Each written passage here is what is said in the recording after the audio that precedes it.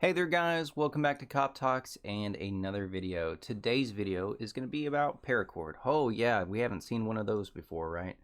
So anyway, as many of you know, I'm a pretty big fan of Titan, Paracord, Survivorcord. So this is a roll I have in my EDC bag and in my bug out bag. But it's really useful not so much in just being Paracord, but what comes with it.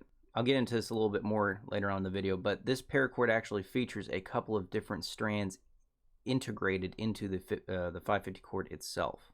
So I was in the market to buy some more. It's just handy to have around, and you know, who doesn't want more paracord? So I started shopping around, and on Amazon I found PSKOOK.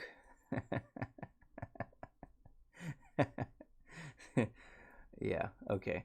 So anyway, I find this, it's 100 foot for $13.80, right? And it featured a couple of similar features to the Titan cord. So what I figured I would do is a little comparison between the two. So we're going to cut off a little bit from this one, and then we'll cut off a little from this one. So I figured I would just go ahead and take these apart. Now the Titan cord is significantly more expensive, but it is made in the United States, and I trust the ratings to this one a lot more. Now right off the bat, the Titan cord is pretty thick. It's also very dense. This one you can kind of compress, you know, see how thin I can kind of make that. This one, there's not a whole lot of room to work with there. The Titan cord also just seems to be more densely woven. This one, kind of like a Chinese finger trap. I can't do that to this one. So let's take apart the Titan cord, shall we? On the Titan cord, we have the skin, the outer skin, which can also still be used as cordage when disassembled. And then on the inside, we have, right off the bat, 30 gauge snare wire. Some websites, they say this is copper. This kind of has more like a brass color to it, so I'm not 100% sure.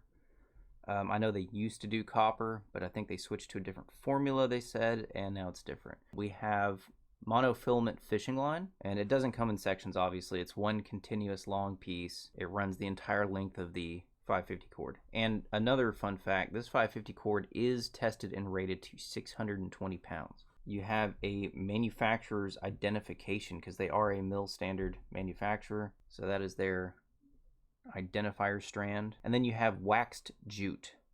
So that is what that is. That is waxed jute. It runs the entire length of the 550 cord. It is quite sticky. I'm not sure what wax it is. I think it's a paraffin based wax. Very cool, very handy to carry around, and you kind of have a whole assortment of bushcraft, survival, and EDC tools in your 550 cord that you're probably already carrying, and that if you're not, you probably should be carrying. So the PSKOOK here at a much, I think, a lot better price point. I think for 100 foot, this is about $30. So this is less than half the price of the Titan cord. Now they say it's rated to 550 pounds, but it being from China, I don't know if I trust that. So right off the bat, like I said, the skin on the outside here doesn't seem to be as good of quality. It seems to be of a very similar, if not same material, but it's not as closely woven. Like, you can scrunch it up and stuff, and this one, I bet I can do it now that it's out, but it doesn't bulge out as much. There's not as much space between the fibers. Still pretty strong. I think it would get done whatever you need to do. Comparing the internal fiber, so this is from the Titan cord here.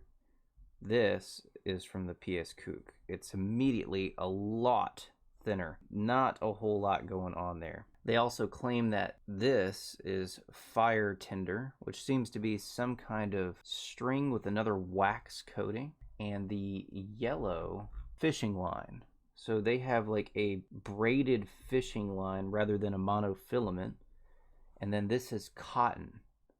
So you can use this for sewing, or I guess also extra tinder, whatever the case may be. So it doesn't have monofilament, and it doesn't have the 30 gauge wire in it. So, my first impressions of it, not too bad for the price. I 100% recommend and approve of the Titan Paracord, the Survivorcord from them. I definitely have used that for several years now, and I really like that. This as a kind of cheap alternative, you know what? It's not bad if you're already using like cheap paracord just for like bracelets or, you know, to keep in the car or something, whatever.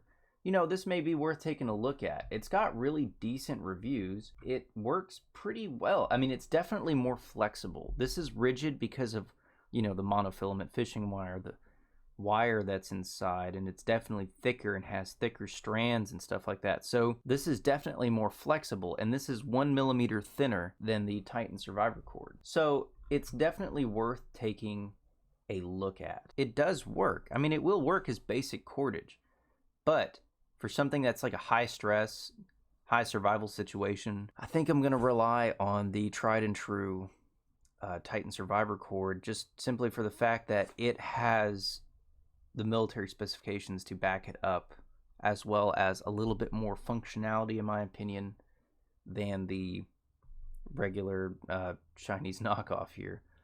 Also, another thing to note on the Titan cord, these silver strands right here, they're actually reflective. So this is reflective paracord as well, and this did not feature that, but it does come in a variety of colors. I just bought black because I'm a basic little bitch, but they also have like camouflage, orange, red, white, and blue, cobra, whatever that is. I just bought black. Yeah, I'm not trying to make a fashion statement here. Anyway, guys, I hope you appreciated this video. I hope it helped you out.